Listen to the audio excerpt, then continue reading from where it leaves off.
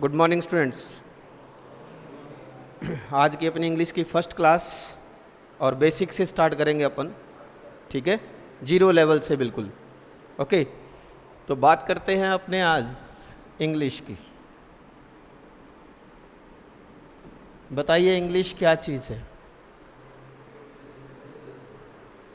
English एक क्या है? लैंग्वेज है। क्लियर? अपने इसको यहाँ किस रूप में पढ़ रहे हैं? लैंग्वेज को एज अ सब्जेक्ट के रूप में आप स्टडी कर रहे हो, यहाँ पर कर रहे हो, ठीक। तो जब भी कोई सब्जेक्ट आप करते हो तो सबसे पहले उसके अंदर क्या चीज़ देखते हो? बताइए, कोई भी सब्जेक्ट आप करते हो तो सबसे पहले उसमें क्या देखते हो? बोलिए। जैसे आप मैथ्स करते हो, फिजिक्स करते हो, बायो करते हो, जीके करते हो, क्या देखते हो उसमें? सबसे पहले टॉपिक देखते हो। शाबाश, ठीक है। सबसे पहले अपने कोई भी सब्जेक्ट करते हैं तो हम उसकी यूनिट्स को चेक करते हैं। किसको चेक करते हैं? यूनिट्स को चेक करते हैं। किस यूनिट्स में से कौन से ज़्यादा क्वेश्चंस पुटअप होते हैं आपके पास, होते हैं ना। तो इसी प्रकार से जब अपन इंग्लिश करने चलते हैं तो इसमें भी यूनिट्स आती है सबसे पहले। क्लियर? जिसे बोला जाता है units of language. Units of language बोला जाता है जिसे, ठीक है। हिंदी में बोलते हैं भाषा की इकाइयाँ। भाषा की इकाइयाँ। क्लियर? तो सबसे पहली जो यूनिट अपने पास आती है वो आती है बच्चे लेटर। क्या आती है?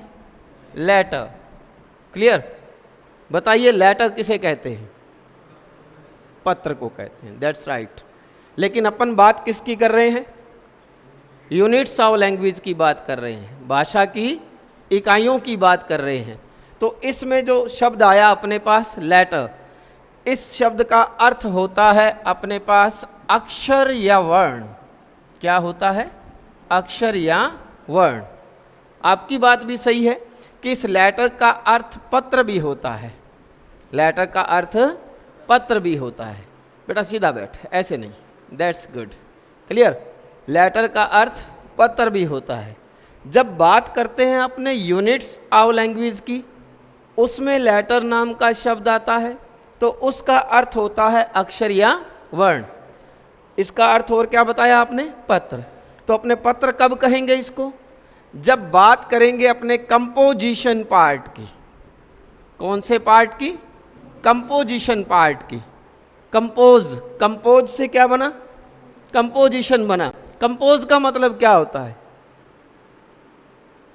What do mean by compose? अरे सॉन्ग को क्या किया जाता है? कंपोज, है ना। मतलब रचना करना, निर्माण करना, बनाना, आता है ना, वही होता है ना, क्रिएट। तो कंपोजिशन का मतलब होता है रचना, निर्माण, बनाना। तो इसमें जब कंपोजिशन पार्ट आता है उसमें लेटर नाम का शब्द आता है तो उसका अर्थ होता है पत्र। क्लियर? जैसे अपने 10th में, 9th में, 12th में, 11th में करते थे या नहीं? कंपोजिशन पार्ट आता था ना अपने पास, और उसमें क्वेश्चन आता था write a letter to your father, write a letter to your friend. आता था क्या नहीं? अपने पिता को क्या लिखो? पत्र लिखो। अपने दोस्त को क्या लिखो? पत्र लिखो। तो तब आप क्रिएट करते थे, ब्रेन में कंपोज करते थे ना उसको। पता नहीं करते होंगे या नहीं, मेरे हिसाब से क्रैमिंग करके लिखते थे। संजीव पासबुक वाला, एक्सीलेंट वाला, क्रैमिंग करके लिख देते थे, है या नहीं? तब आप उसमें आता है लेटर, तो उसे क्या बोलते हैं? पत्र बोलते हैं। कौन से पार्ट में? कंपोजिशन पार्ट में। अभी क्या कर रहे हैं? Units of language. इसमें लेटर नाम का शब्द आएगा तो क्या अर्थ होता है? अक्षर या वर्ण। अब बताइए कि अंग्रेजी वर्णमाला में ए से जेड तक कितने अक्षर होते हैं? 26। Very good. कितने होते हैं? 26। तो अपन बोल सकते हैं there are 26 letters in English alphabet. बोल सकते हैं अंग्रेजी वर्णमाला में कितने अक्षर होते हैं? 26 होते हैं। 26 अक्षर होते हैं। कहाँ से कहाँ तक? ए टू जेड तक। ठीक है, ए टू जेड तक 26 होते हैं। तो इनमें से 5 क्या होते हैं? Very good. इनमें से 5 जो होते हैं बच्चे वो होते हैं वाउल्स। क्या होते हैं? वाउल्स, वोवल्स नहीं। क्या बोलोगे? वाउल्स। 5 वाउल्स होते हैं। कौन कौन से? आराम से बोलो। ए, ई, आई नहीं, आय। क्या होता है? आय। ए, ई, आय। उसके बाद O, U. A, E, I, O, U. Clear? There are 5 vowels, A, E, I, O, U. Rest of the letters are, बचे हुए अक्षर कितने? 21। बचे हुए अक्षर कितने? 21। इनको क्या कहते हैं बच्चे? Consonants. These are called consonants. इन्हें क्या कहते हैं अपन? कॉन्सोनेंट्स कहते हैं। ठीक है, इन्हें क्या कहते हैं? कॉन्सोनेंट्स। बोलेंगे जरा कौन कौन से? आराम से बोलना। बी, सी, डी, एफ। एफ नहीं होता बच्चे, ये होता है एफ। क्या होता है? एफ। ए नहीं आएगा, ए आएगा। क्लियर? एफ। उसके बाद जी, उसके बाद एच नहीं, एच। क्या होता है? एच। उसके बाद आई तो ऊपर गया, जे। उसके बाद के। उसके बाद एल नहीं, एल। क्या होता है? एल। उसके बाद क्या होता है? एम नहीं, हाँ एम। उसके बाद एन। क्या होता है? एन। एन के बाद, अरे ओ तो ऊपर गया ना, पी। उसके बाद क्यू। क्या होता है? क्यू। उसके बाद आर। उसके बाद एस। क्या होता है? एस के बाद टी के बाद वी। यू तो ऊपर गया ना, वी के बाद डब्ल्यू नहीं होता बच्चे, ये होता है डब्ल्यू। क्या होता है? डब्ल्यू। दोबारा बोलो। हाँ, डब्ल्यू के बाद हाँ एक्स नहीं होता है, ये होता है एक्स। क्या होता है? एक्स।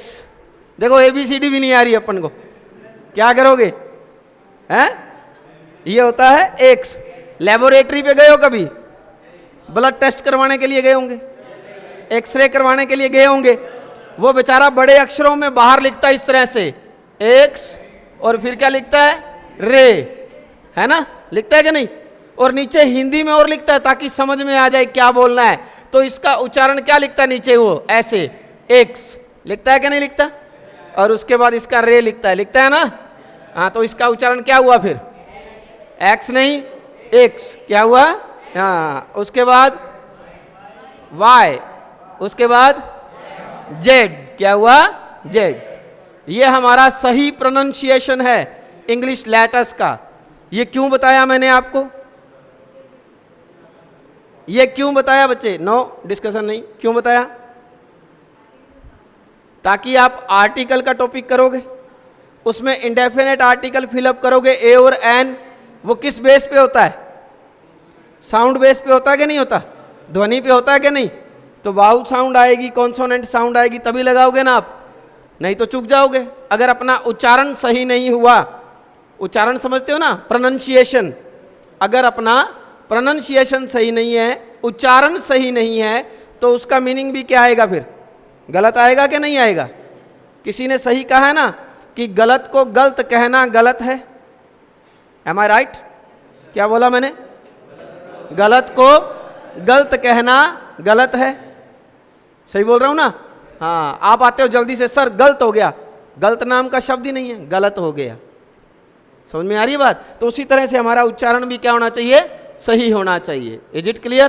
तो अभी अभी क्या सीखा आपने बच्चे? Units of language. उसमें पहली चीज क्या सीखी? लेटर नहीं, लेटर। दोबारा बोलो। लेटर तो होता है देरी से आने वाला, LATER, लेटर, देरी से आने वाला। ये क्या है? लेटर। लेटर का अर्थ क्या होता है? अक्षर या वर्ण। किसमें? यूनिट्स ऑफ लैंग्वेज में। लेकिन इसका एक अर्थ और क्या होता है? पत्र। कब होता है? कंपोजिशन पार्ट में। क्लियर? जब कंपोजिशन पार्ट में लेटर नाम का शब्द आएगा तो उसका अर्थ क्या होगा? पत्र। यूनिट्स ऑफ लैंग्वेज में आएगा तो उसका अर्थ क्या होगा? अक्षर या वर्ण। तो ए से जेड तक कितने अक्षर होते हैं भाई? 26। किस में? अंग्रेजी वर्णमाला में। किस में? अंग्रेजी वर्णमाला में। जिनमें से 5 क्या होते हैं? वाउल्स। क्या होते हैं? वाउल्स। कौन कौन से? ए ई आई ओ यू। 21 क्या होते हैं? कॉन्सोनेंट्स। कौन कौन से?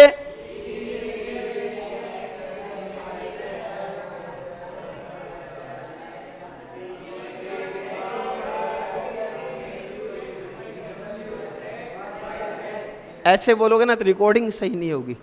आपकी आवाज लोगों को प्यारी लगनी चाहिए, है ना? लगना चाहिए कुछ है। हाँ, क्लियर हो गई बात भाई? तो ये 21 कॉन्सोनेंट्स हो गए। बताइए अब देखो क्वेश्चन क्या उठता है। क्वेश्चन क्या उठता है? RAS 2013 के अंदर एक क्वेश्चन पूछा गया था बच्चे। RAS 2013 में एक क्वेश्चन इतने से टॉपिक में से पूछा गया था। क्वेश्चन था how many alphabet are there in English language. Question क्या था? How many alphabets are there in English language. बताइए। ऑप्शन था आपके पास 26, 5, 21, 1।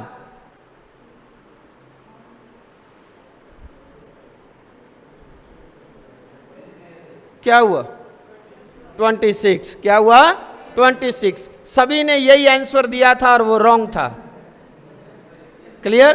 क्वेश्चन अल्फाबेट का पूछा गया है। इंग्लिश लैंग्वेज में अल्फाबेट कितनी है? एक ही तो है भाई। अल्फाबेट का मतलब वर्णमाला।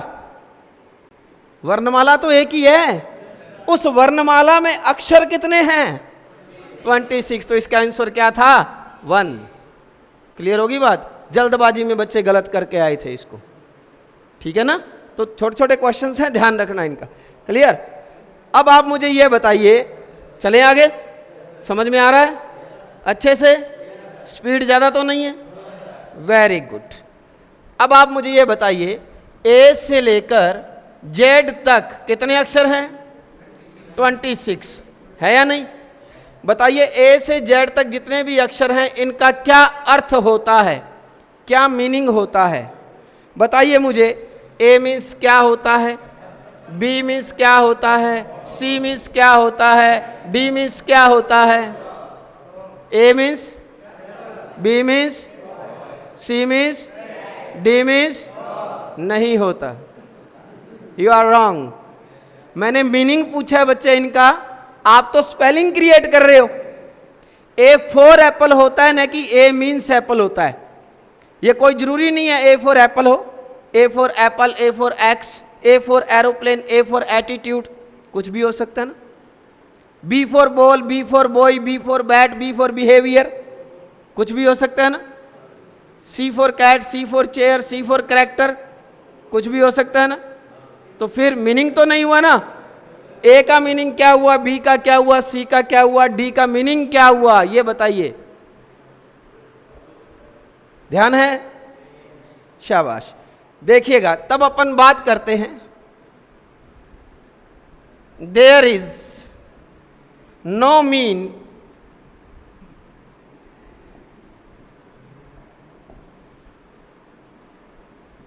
there is no mean of any letter except A and I. A and I. Clear? There is no mean of any letter. किसी भी अक्षर का कोई अर्थ नहीं होता एक्सेप्ट, सिवाय किसके सिवाय? ए और आई के सिवाय। ए मीन्स होता है क्या बच्चे? एक। क्या होता है?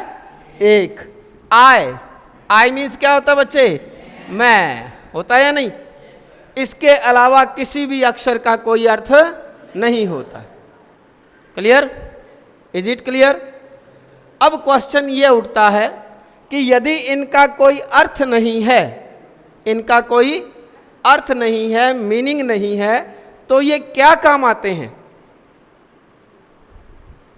बताइए। शाबाश। क्वेश्चन समझ में आया क्या? भी ए से जेड तक 26 लेटर है, इनका कोई मीन नहीं है सिवाय ए और आई के। ए मीन्स एक, आई मीन्स मैं, इसके अलावा किसी भी अक्षर का कोई अर्थ नहीं होता। जब कोई अर्थ नहीं है तो ये क्या काम आते हैं? वर्ड बनाने के। उससे पहले और काम होता है, वर्ड तो बहुत बाद में बनता है, साउंड के। वेरी गुड, किसने बोला? बहुत अच्छे बच्चे, शाबाश, ठीक है। तब अपने इसकी डेफिनेशन पे आते हैं। तो डेफिनेशन आती है इसकी, this is the smallest unit of language. This is the smallest unit of language that produces the sound, that produces the sound. Clear? This is the smallest, यह सबसे छोटी होती है। यूनिट मतलब इकाई, आव लैंग्वेज भाषा की, दैट जो कि प्रोड्यूसेस उत्पन्न करती है, साउंड ध्वनि, यह भाषा की सबसे छोटी इकाई होती है जो कि ध्वनि उत्पन्न करने का कार्य करती है। जैसे ए जो है वो ए की या आ की ध्वनि उत्पन्न करता है, बी जो है वो ब की ध्वनि उत्पन्न करता है, सी जो है वो स क च की ध्वनि उत्पन्न करता है, डी जो है ड की ध्वनि उत्पन्न करता है। कर रहा है ना? ऐसे ही जैसे जैसे अक्षर आएंगे वो अपनी अपनी साउंड प्रोड्यूस करेंगे। क्लियर? समझ में आ गई बात? तो ये था अपना लेटर। समझ में आया सबको? बताओ लेटर किसे कहते हैं? नहीं, मैंने क्या पूछा? किसे कहते हैं? किसे कहते हैं तो डेफिनेशन आनी चाहिए। बताओ क्या डेफिनेशन है? This is the this is the smallest unit of language that produces the sound. यह भाषा की सबसे छोटी इकाई होती है जो कि ध्वनि उत्पन्न करने का कार्य करती है। क्लियर? लेटर का अर्थ क्या होता है? अक्षर या वर्ण। किस में? यूनिट्स ऑफ लैंग्वेज में। एक अर्थ और होता है इसका, पत्र। वो कब होता है? कंपोजिशन पार्ट में। ए से जेड तक कितने अक्षर? 26। इनमें से 5 वाउल्स। कौन कौन से? ए ई आई ओ यू। बाकी कितने बचे? 21। वो क्या कहलाए? कॉन्सोनेंट्स। ठीक है? क्लियर हो गई बात इतनी अच्छे से? चलें आगे। तो ये थी अपनी फर्स्ट यूनिट। सेकंड की बात करते हैं।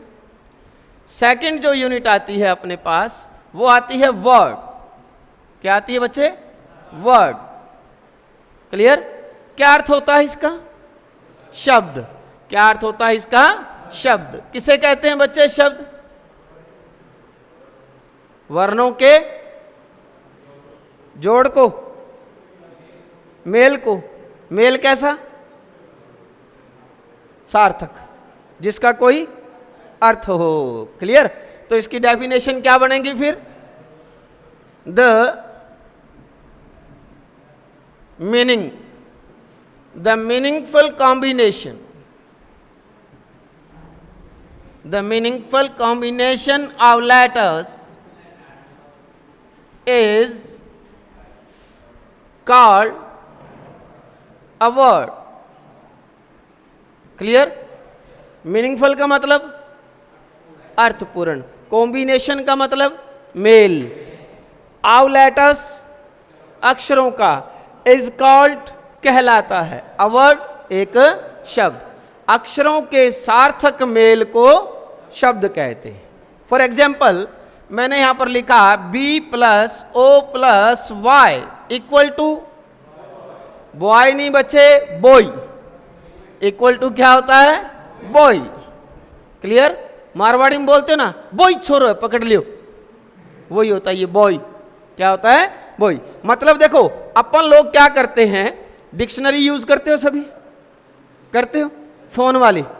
हाँ, हार्ड कॉपी यूज नहीं कर रहे आप, है ना? अब डिक्शनरी जब भी यूज करते हैं, मान लो मुझे इस शब्द का अर्थ नहीं पता, तो मैं क्या करूंगा? बी लेटर पर जाऊंगा डिक्शनरी में, आगे ओ पर फिर वाई देखूंगा। मैंने देखा BOY इक्वल टू लड़का, इतना देख के छोड़ दिया? नहीं, इसके आगे स्लैश लगा हुआ होता है बच्चे, ऐसे होता है ना, और उसके अंदर कुछ लिखा हुआ होता है, वो है इसका उच्चारण। इसमें लिखा होता है BOE, ऐसा लिखा हुआ मिलेगा आपको। ये क्या चीज है? फारसी है, छोड़ दो, समझ ही नहीं आती अपने को तो। ये इसका फोनेटिक ट्रांसक्रिप्शंस है। क्या है? फोनेटिक ट्रांसक्रिप्शंस है, जिसका मतलब उच्चारण कैसे करना, इसको प्रोनाउंस कैसे करना इसको। तो ये हो गया ब, ये ओ, ये ई, तो क्या बना? बोई। क्या बना? बोई। इसी तरह से देखिएगा, C plus H plus A plus I plus R equal to chair. हाँ, क्या बना? Chair, CHAI। इसका प्रोनाउंसिएशन ऐसा मिलेगा आपको, T इंटीग्रेशन R साइलेंट मिलेगा आपको। T इंटीग्रेशन का मतलब है च, ये है A और ये है अ, तो उच्चारण क्या हुआ? च ए अ, चेय। क्या उच्चारण हुआ? चेय। क्लियर होगी बात? इसी तरह से फिर बात करें अपने किसकी बच्चे? G plus I plus R plus L equal to क्या हुआ? गर्ल। गर्ल मीन्स लड़की। इनका अर्थ आ रहा है कि नहीं आ रहा? सबका आ रहा है ना? अर्थ आ रहा है तो ये क्या कहलाएंगे? वर्ड कहलाएंगे। अर्थ नहीं आएगा तो वर्ड नहीं कहलाएंगे। Is it clear? Damn sure. अब देखो, दो बातें ध्यान रखनी है। एक तो अपने पास आ रहा है आर, आर का प्रोनाउंसिएशन र होता भी है और आर का प्रोनाउंसिएशन र नहीं होता, दोनों बातें हैं। अब यहां पर अपने इस आर को छोड़ा, यहां पर इस आर को छोड़ा, बोला क्या? र तो नहीं बोला ना दोनों में? अरे बोला क्या? बोलो, नहीं बोला ना? खा गए ना? तो इट मीन्स इसका प्रोनाउंसिएशन नहीं किया। क्वेश्चन ये उठता है, सर कब र बोलेंगे और कब नहीं बोलेंगे? यही उठ रहा है ना? ठीक है, तो ये क्या कह रहा है, ध्यान देवें बच्चे। जब आर के बाद कोई अपने पास आर प्लस कॉन्सोनेंट आ जाता है, आर प्लस क्या आ जाता है? कॉन्सोनेंट आ जाता है, तब इस आर का उच्चारण र नहीं होता। खा जाओ, क्या करो? खा जाओ, बोलना ही नहीं है। देखो क्या है ये? GIRL, आर के बाद क्या आया? एल, एल क्या है? कॉन्सोनेंट, तो रा बोलोगे क्या? नहीं बोलेंगे। इसी तरह से देखो SERVE, सर्व, है ना? तो आर के बाद क्या आया? कॉन्सोनेंट। इसी तरह से देखो BIRD, बर्ड, आर के बाद क्या आया? Consonant. CURD, curd, CURD, R के बाद क्या आया? क्लियर होगी बात? तो आर प्लस कॉन्सोनेंट आने पर र नहीं बोला जाता। क्लियर? फिर ये क्या कहता है कि अगर ये आर किसी भी वर्ड के लास्ट मतलब अंत में, लास्ट मतलब अंत में, ठीक है, लास्ट में आता है तो इसका उच्चारण र नहीं होता। लास्ट में आता है तो इसका उच्चारण र नहीं होता। उस पोजीशन में इसको बोला जाता है अ। उस पोजीशन में क्या बोला जाता है? अ बोला जाता है। क्लियर? समझ में आ रही है? आर के बाद कॉन्सोनेंट आए तो र नहीं बोलना, आर किसी शब्द के अंत में आए तो र नहीं बोलना, क्या बोलना है? अ बोलना है। फॉर एग्जाम्पल, ठीक है, जैसे मैंने यहां पर लिखा SIR, स, सर नहीं होता, ये क्या होता है? स। और अपन लोग जोर लगा देते हैं, और सर जी किया, सर भी और जी भी होगी ना फिजीती सर की।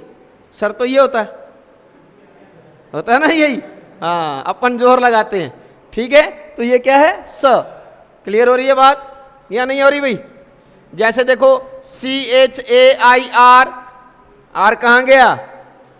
लास्ट में। बोला क्या? नहीं। इसको क्या बोला फिर आपने? चे बोला क्या नहीं बोला? Very good. ये दो बातें थी आर का प्रोनाउंसिएशन र नहीं होने की। र कब बोला जाता है? ठीक है। आर के बाद अगर कोई वाउल आता है तो उच्चारण र होता है, कोई वाउल आता है तो उच्चारण र होता है। आर प्लस वाई आता है तो उच्चारण र होता है। दो स्थितियों में होगा और दो में नहीं होगा। क्लियर? समझ में आ रही है बात? जैसे देखो FRUIT, आर के बाद क्या आया बच्चे? यू। यू क्या है? एक वाउल है, तो इसका उच्चारण रा हो रहा है कि नहीं हो रहा? हो रहा है ना, फ्रूट हो रहा है। इसी तरह से देखो BROTHER, इसका रा उच्चारण होगा लेकिन इसका नहीं होगा। क्या होगा? अ होगा। ब्रदर, क्या होगा? ब्रदर। ठीक है। इसी तरह से देखो,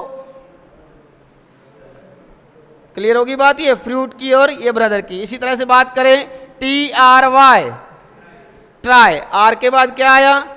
वाई। इसी तरह से CRY, FRY। क्लियर? तो दो पोजीशन में आर का उच्चारण होगा और दो में नहीं होगा। पहला कब नहीं होगा? कॉन्सोनेंट, आर के बाद कॉन्सोनेंट आए तो नहीं होगा। दूसरा, आर किसी शब्द के अंत में आए तो नहीं होगा, उस समय क्या बोलोगे? अ बोलोगे। क्लियर? आर का उच्चारण र कब होगा? वाउल आ जाए आर के बाद र और वाई आ जाए र। Is it clear? अब दो बातें और आती हैं, दो बातें और आती हैं। एक आता अपने पास डी और एक आता अपने पास टी। आता ना? डी का उच्चारण हिंदी में क्या होता है? ड। टी का उच्चारण हिंदी में ट होता है या नहीं? लेकिन ध्यान रखना, अगर ये डी और टी किसी भी वर्ड के लास्ट में, किसी भी वर्ड के लास्ट में आते हैं तो इनका उच्चारण ड और ट नहीं किया जाता। क्लियर? सामने वाले को लगे कि बोला है लेकिन मैंने नहीं बोला, ऐसा हो सकता है। सामने वाले को लगे कि बोला है लेकिन मैंने नहीं बोला, ऐसा हो सकता है? हो सकता है। कैसे? हाँ मत बरो झूठी। ठीक है, कैसे हो सकता है? देखिए, जब आप इसका उच्चारण करोगे तो आपकी जो टंग है, टंग समझते हो ना, जीभ, आपके ऊपर प्लेट, प्लेट समझते हो, तालू, प्लेट पे पेस्ट हो जाएगी। पेस्ट मतलब चिपक जाएगी। चेहरा, फेस स्माइलिंग, खिलता हुआ नूरानी चेहरा, ऐसा रहेगा आपका। आ रही है ना बात समझ में? स्माइलिंग फेस रहेगा। उस समय सामने वाले को लगेगा कि बोला है लेकिन मैंने नहीं। क्लियर? फॉर एग्जाम्पल देखो, BUT, हाँ बोलिए बट, जीभ ऊपर ही रखिए, खिलता हुआ चेहरा, बोलिए बट। दोबारा बोलिए, एक बार और, हाँ शाबाश। CUT, दोबारा बोलिए, कट, काटनी, कट। हाँ बोलिए BUT, BUT, CUT, BUT, CUT, BUT, CUT, BUT, CUT, PUT, पट, पट नहीं। हाँ क्लियर? इसीलिए बुलवा रहा था बार बार, इसी में फंसोगे। तो BUT क्या हुआ? बट। CUT क्या हुआ? PUT क्या हुआ? पट। क्लियर? इसी तरह से बात करें डी की, ठीक है। अब देखो BIRD, अब ये र भी नहीं बोलना और ड भी नहीं बोलना, है ना ऐसा? बोलिए बर्ड।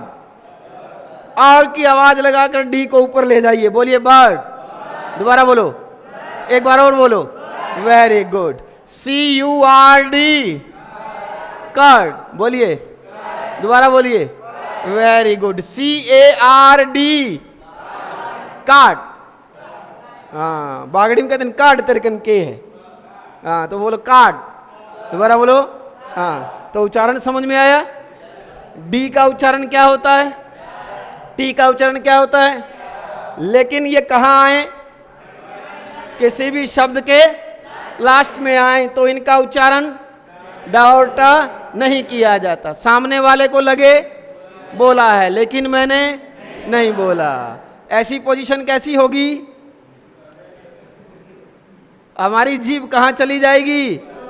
ऊपर नहीं, प्लेट पे पेस्ट हो जाएगी। ऊपर जाए बाद कहानी के तुम्हें, ठीक है। जीभ कहाँ हो गई? ऊपर प्लेट पे पेस्ट हो जाएगी। चेहरा कैसा रहेगा ये?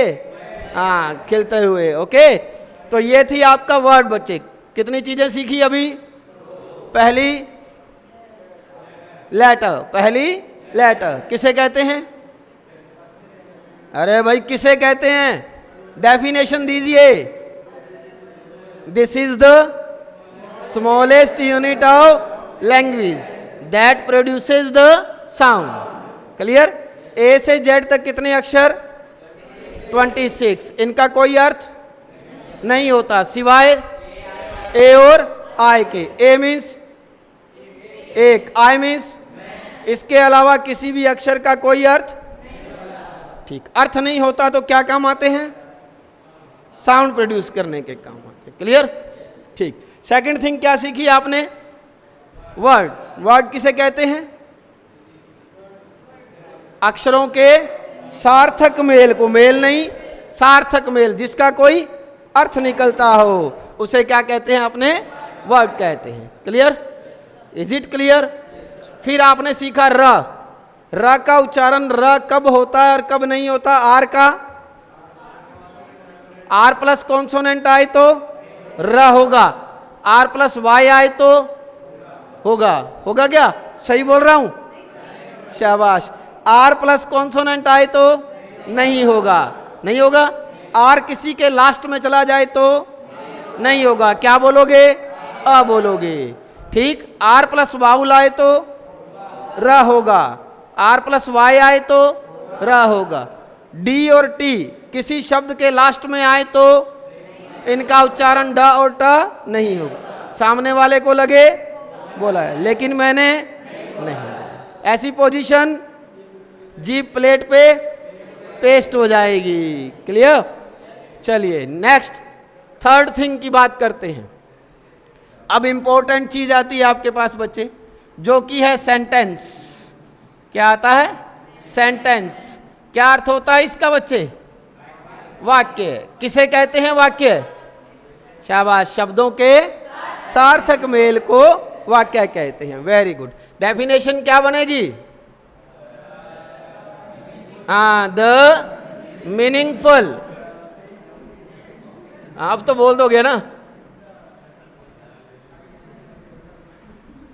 The meaningful combination of words is called a sentence. Clear? The meaningful का मतलब अर्थपूर्ण, कॉम्बिनेशन मेल, ऑफ वर्ड्स शब्दों का, इज कॉल्ड कहलाता है अ सेंटेंस, एक वाक्य। फॉर एग्जाम्पल यहां पर लिखा मैंने Ram is an honest person. Clear? Ram is an honest person लिखा ना? क्या अर्थ है इसका? राम एक ईमानदार व्यक्ति है, अर्थ है ना इसका?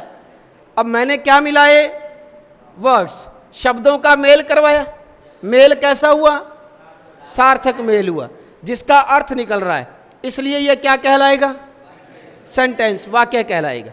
अगर मैं इसको ऐसे लिख दूं, इस तरह से लिखूं, person Ram is honest and, तब शब्द तो हैं लेकिन मेल कैसा है? सार्थक नहीं है, जिनको बोलते हैं अपने जंबल वर्ड्स। क्या बोलते हैं बच्चे? जंबल वर्ड्स बोलते हैं कि नहीं? ठीक है, ऊपर लिखा हुआ आता है rearrange the following words to make a sentence, आता है नहीं? इन शब्दों को पुनः व्यवस्थित कीजिए जिससे कि एक क्या बन जाए? सेंटेंस, वाक्य बन जाए, जिसे आप PQRS का नाम देते हो। सर PQRS का एक क्वेश्चन आता है, वो क्या होता है? जंबल वर्ड्स का होता है, ठीक है ना? पैरा जंबल्स भी बोलते हैं, कई बार बड़े बड़े पैराग्राफ भी आ जाते हैं अपने पास। तब अपन क्या अरेंज करते हैं फिर? सब्जेक्ट की जगह सब्जेक्ट, वर्ब की जगह वर्ब, ऑब्जेक्ट, कॉम्प्लीमेंट जो भी है लिखते हैं कि नहीं? ठीक है, तो इसका अरेंज हो जाएगा Ram is an honest person, हो जाएगा। अब मुझे एक चीज बताइए कि एक सेंटेंस को पूरा करने के लिए, कंप्लीट करने के लिए अपने पास किन किन चीजों का होना जरूरी है? What things are needed to complete a sentence? मेरा क्वेश्चन आराम से सुनिए, जल्दबाजी मत कीजिए। What things are needed to complete a sentence? एक वाक्य को पूरा करने के लिए किन किन चीजों का होना जरूरी है? ठीक है, बताइए बच्चे, किन किन चीजों का होना जरूरी है? मैंने यहां पर लिखा एक सेंटेंस, लिख दिया ऐसे। अब इस सेंटेंस को पूरा करने के लिए क्या क्या चाहिए बच्चे? मैं लिख लेता हूं बच्चे, सब्जेक्ट, वर्ब, ऑब्जेक्ट, आगे कुछ लिखूं? ऐसे क्या, या ऐसे लिखूं? ETC, कैसे लिखना है बोलो? चलिए, हाँ, डॉट डॉट, समझ नहीं आया? फुल स्टॉप एक ही? अच्छा, एक मिनट में अरेंज कर दूं इसको। टिमकी एक लगानी, अच्छा अच्छा, ठीक है। आ लमांडा मोटी लगा दूं? ठीक है, क्लियर है? मतलब इतना कुछ चाहिए अपने को? शाबाश, ध्यान दीजिए बच्चे, इतना कुछ नहीं चाहिए, ठीक है? एक सेंटेंस को पूरा करने के लिए हमारे पास दो ही चीजों का होना जरूरी है। कितनी चीजों का? बाकी कुछ हो चाहे ना हो, क्लियर? ठीक, पहली चीज अपने को क्या चाहिए बच्चे? सब्जेक्ट चाहिए। क्या चाहिए? सब्जेक्ट। दूसरी चीज चाहिए अपने को फाइनाइट वर्ब। क्या चाहिए? Finite verb. इसे ध्यान से समझना बच्चे, काम बहुत देगा ये, क्लियर? ये चीज आगे तक काम देगी जितने भी टॉपिक करोगे आप, क्लियर? कितनी चीजें चाहिए बच्चे? किसको पूरा करने के लिए? क्या क्या चाहिए? सब्जेक्ट और फाइनाइट वर्ब। अब क्वेश्चन ये उठता है कि सब्जेक्ट किसे कहते हैं और फाइनाइट वर्ब किसे कहते हैं? यही क्वेश्चन उठेगा बच्चे अपने पास, हाँ? बोलिए, ठीक, बताइए, सब्जेक्ट किसे कहते हैं और फाइनाइट वर्ब किसे कहते हैं? सब्जेक्ट किसे कहते हैं? काम को कर रहा है, मतलब काम को पूरा करने वाला, क्रिया को पूरा करने वाला, ठीक। अगर कोई क्रिया ही नहीं हो रही वाक्य में, तब क्या करोगे? देखिए, सबसे पहले अपने को जानकारी होनी चाहिए इस वर्ब की। सबसे पहले किसकी जानकारी होनी चाहिए? वर्ब की। वर्ब किसे कहते हैं? अरे वर्ब का अर्थ क्या होता है? वर्ब का क्रिया। क्रिया किसे कहते हैं? काम को करना या, वेरी गुड, किससे? सब्जेक्ट से। गलत, गलत।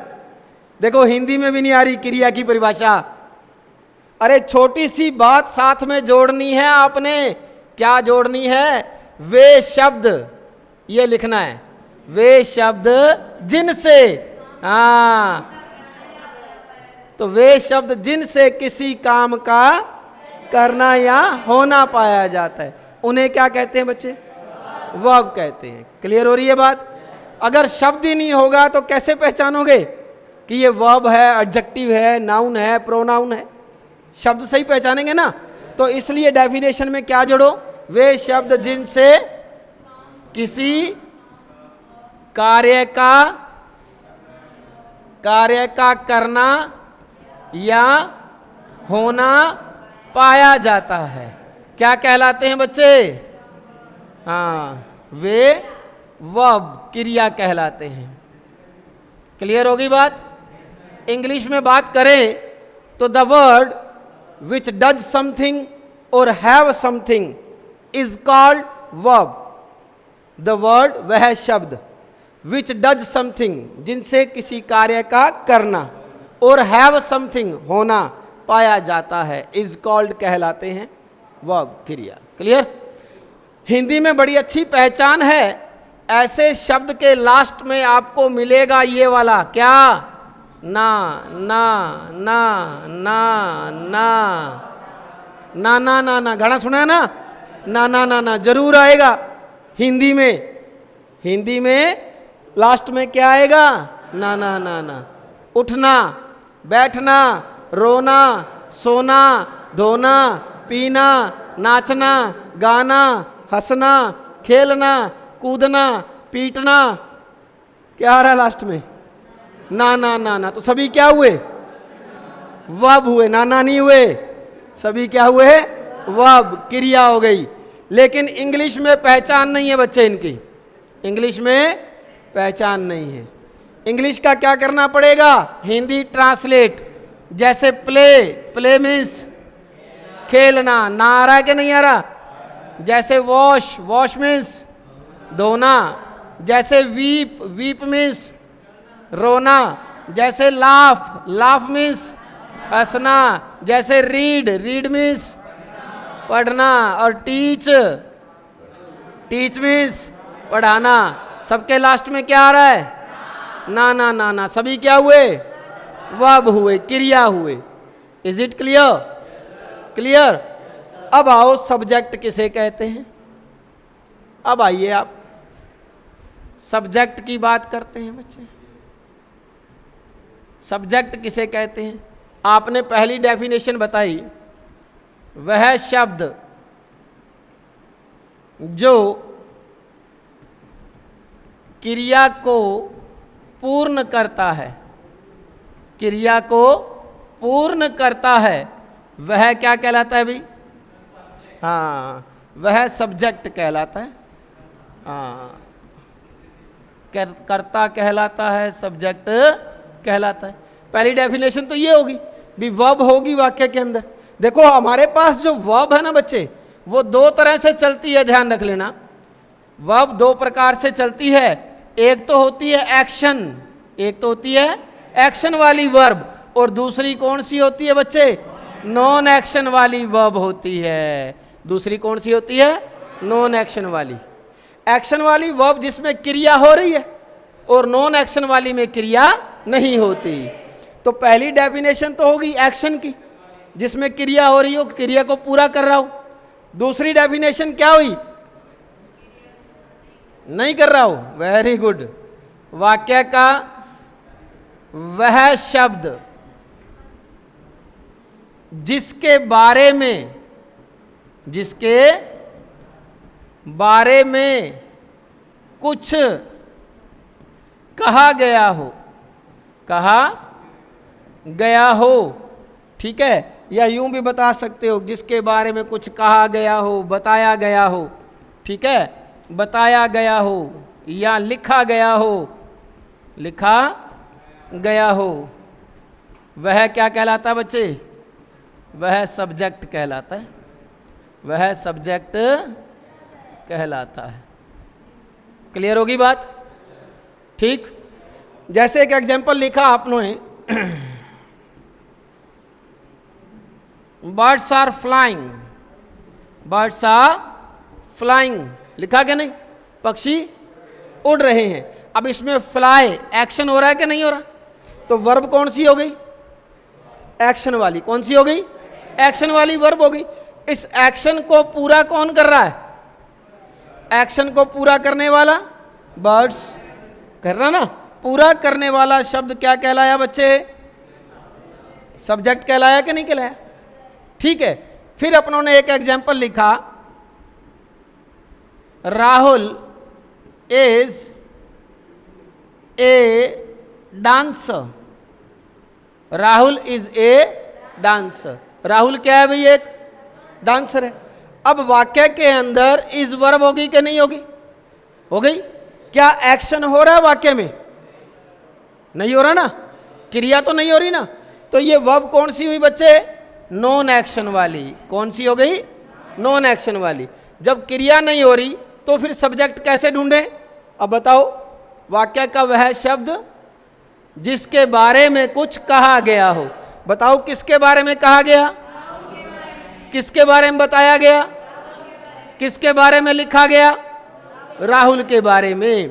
तो वाक्य का वह शब्द जिसके बारे में कुछ कहा गया हो, लिखा गया हो, बताया गया हो, वो क्या कहलाता है? सब्जेक्ट कहलाता है। तो अब इसमें वाक्य का सब्जेक्ट क्या हुआ भाई?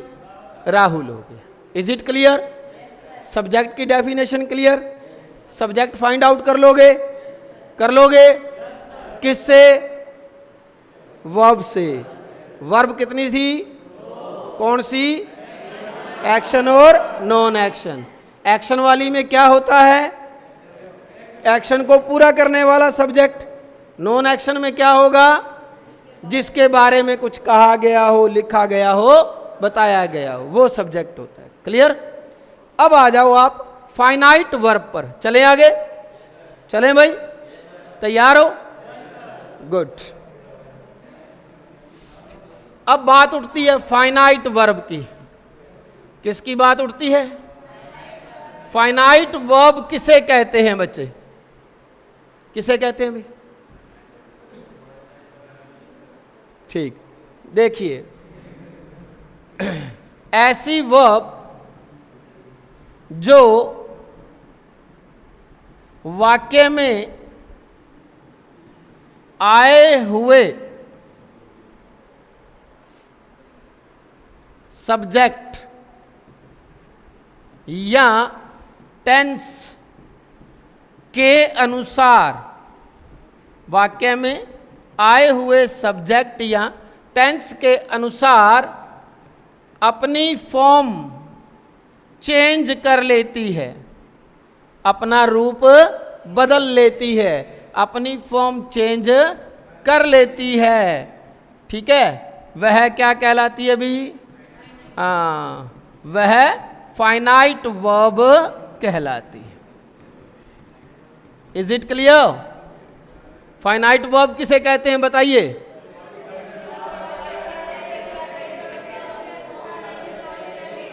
Very good. ऐसी वर्ब जो वाक्य में आए हुए सब्जेक्ट या टेंस के अनुसार अपनी फॉर्म चेंज कर लेती है, वो क्या कहलाती है? जैसे मैंने यहां पर लिखा, शी रन्स। शी रन्स, वह दौड़ती है। कितनी चीजें हैं अपने पास? वाक्य को पूरा करने के लिए क्या चाहिए? दो ही चीजें। कौन कौन सी? सब्जेक्ट और फाइनाइट वर्ब। तो इसमें रन्स एक्शन हो गया, वर्ब हो गई, और इसको पूरा करने वाला शी सब्जेक्ट हो गई। अगर मैंने शी की जगह लिख दिया दे, और फिर मेरे को रन्स की जगह क्या लिखना पड़ेगा? रन लिखना पड़ेगा। अब इस रन ने रूप चेंज किया कि नहीं किया? किसके अकॉर्डिंग? सब्जेक्ट के अकॉर्डिंग। सब्जेक्ट दे आया तो एक्शन क्या बना? रन। ही आया तो क्या लगा? रन्स। तो ऐसी वर्ब जो वाक्य में आए हुए सब्जेक्ट के अनुसार अपना रूप चेंज कर लेती है, वो क्या कहलाती है? Finite verb. अब टेंस की बात कर लें, मैंने यहां पर लिखा ही रैन। ही रैन लिख दिया, वह दौड़ा। अब ये रैन, रन की सेकंड फॉर्म होगी कि नहीं होगी? हो गई। अब इसको पूरा करने वाला सब्जेक्ट हो गया। अब इसने किसके मुताबिक फॉर्म चेंज की अपनी? टेंस के अकॉर्डिंग। किसके अकॉर्डिंग? टेंस के अकॉर्डिंग अपनी फॉर्म चेंज कर ली क्या नहीं कर ली, तो वर्ब क्या कहलाई, फाइनाइट वर्ब। ऐसी वर्ब जो वाक्य में आए हुए सब्जेक्ट या टेंस के अनुसार अपना रूप बदल लेती है, वो वर्ब क्या कहलाती है बच्चे, फाइनाइट वर्ब कहलाती है। Is it clear? तो एक वाक्य को पूरा करने के लिए क्या क्या चाहिए, दो चीजें, क्या, सब्जेक्ट और फाइनाइट वर्ब। अगर इन दोनों में से एक भी चीज गायब है तो हमारा सेंटेंस अधूरा है, हमारा सेंटेंस अधूरा है। दोनों का होना जरूरी है, बाकी कुछ हो चाहे ना हो। Is it clear? ठीक। सब्जेक्ट किसे कहते हैं, वाक्य में जिसके बारे में कुछ कहा गया, लिखा गया, बताया गया, वो सब्जेक्ट। दूसरी परिभाषा, क्रिया को पूरा करने वाला। क्लियर? वर्ब किसे कहते हैं, वर्ब किसे कहते हैं, वे शब्द जिनसे किसी कार्य का करना या होना पाया जाता है, वे क्या कहलाते हैं, वर्ब कहलाते हैं। क्या पहचाना हिंदी में, नाना नाना आएगा ऐसे शब्द के लास्ट में। इंग्लिश में कोई क्या करना पड़ेगा, ट्रांसलेट करना पड़ेगा। क्या करना पड़ेगा, ट्रांसलेट करना पड़ेगा। Is it clear? Finite verb, verb जो होगी अपने पास, उसके बाद वर्ब के कितने रूप बताए, दो। कौन से, एक्शन और नॉन एक्शन। क्लियर? एक्शन में क्रिया होती है और नॉन एक्शन में नहीं होती। क्लियर? फिर था फाइनाइट वर्ब। फाइनाइट वर्ब किसे कहते हैं,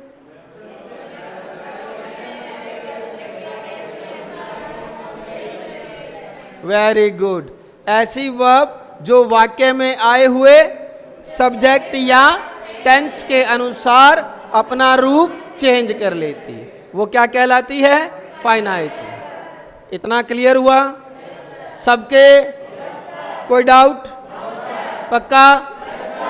अब बताइए इस तरह से हम एक वाक्य को कितने भागों में बांट सकते हैं, एक वाक्य को कितने भागों में बांटा जा सकता है, बताइए।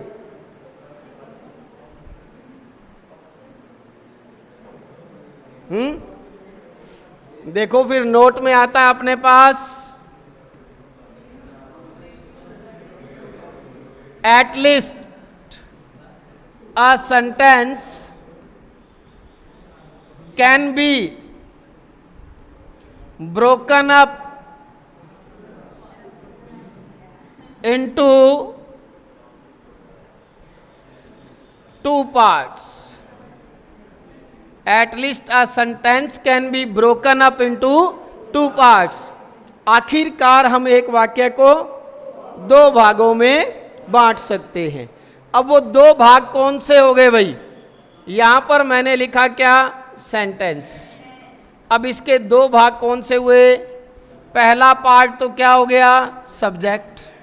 पहला पार्ट क्या हो गया, सब्जेक्ट। दूसरा पार्ट नहीं, फाइनाइट वर्ब तो वाक्य को पूरा करने के लिए चाहिए, मैंने भाग की बात की। दूसरे पार्ट का नाम आता है प्रेडिकेट। क्या नाम आता है भाई, प्रेडिकेट। क्लियर? अब नई चीज आ गई, प्रेडिकेट को हिंदी में बोलते हैं विधेय। क्या बोलते हैं, विधेय। अब बताओ विधेय किसे कहते हैं, अरे यार अर्थ हुआ ये तो, क्या मरी कुकर के सांस को नहीं आयो, वो बात तू कर रहा है। प्रेडिकेट का अर्थ क्या है, विधेय। मैंने पूछा विधेय कहते किसे हैं, सब्जेक्ट को छोड़ दो, बाकी सारे का सारा विधेय। ये तो आड़ू भाषा है, वास्तव में विधेय किसे कहते हैं। ठीक है, वाक्य के अंदर देखो ऐसे शब्द या शब्दों का समूह है, ऐसे शब्द या शब्दों का समूह है जो सब्जेक्ट के बारे में हमें कुछ बताता है। ठीक है, वो क्या कहलाता है, प्रेडिकेट कहलाता है। मतलब कर्ता के बारे में जो कुछ भी कहा गया, लिखा गया, बताया गया, वो सारे का सारा क्या कहलाएगा, विधेय कहलाएगा, प्रेडिकेट कहलाएगा। जैसे यहां पर मैंने लिखा Munni was a famous dancer है, Munni was a famous dancer. Clear. अब देखिए वाक्य में एक्शन क्या हो रहा है, वॉज हो रहा है ना। अब एक्शन है या नॉन एक्शन है, नॉन एक्शन है, क्रिया नहीं हो रही वाक्य के अंदर, नहीं हो रही, तो वाक्य में किसके बारे में बात हो रही है, जिसके बारे में बात हो रही है वो क्या है, तो वाक्य का सब्जेक्ट क्या हुआ, मुन्नी के बारे में क्या कहा गया, वॉज अ फेमस डांसर। तो जो भी कहा गया, लिखा गया, बताया गया वो क्या हुआ, तो ये सारे का सारा क्या कहलाता है बच्चे, प्रेडिकेट, मतलब विधेय कहलाता है। अब इस प्रेडिकेट के अंदर आपकी वर्ब, आपका ऑब्जेक्ट, आपका कॉम्प्लीमेंट, आपका एडवर्बियल, सब कुछ आ जाएगा। क्लियर होगी बात, समझ में आया। ये था एक सेंटेंस अपना। क्लियर, क्लियर हुआ, पक्का है। बताइए एक सेंटेंस को पूरा करने के लिए क्या चाहिए, सब्जेक्ट और फाइनाइट वर्ब। क्लियर। एक सेंटेंस को कितने भागों में बांटा जाता है, कौन कौन से, सब्जेक्ट और प्रेडिकेट। प्रेडिकेट किसे कहते हैं, वाक्य में सब्जेक्ट के बारे में जो कुछ भी लिखा गया, कहा गया, बताया गया, वो पूरे का पूरा प्रेडिकेट कहलाता है। Is it clear. अब कल चलेंगे अपन काइंड्स ऑफ सेंटेंस पर। ओके, आज के लिए काफी है। पढ़ के आना, कल पूछूंगा। बिना पढ़े आगे तो क्लास से बाहर। पक्का है। Okay, have a nice time, see you tomorrow.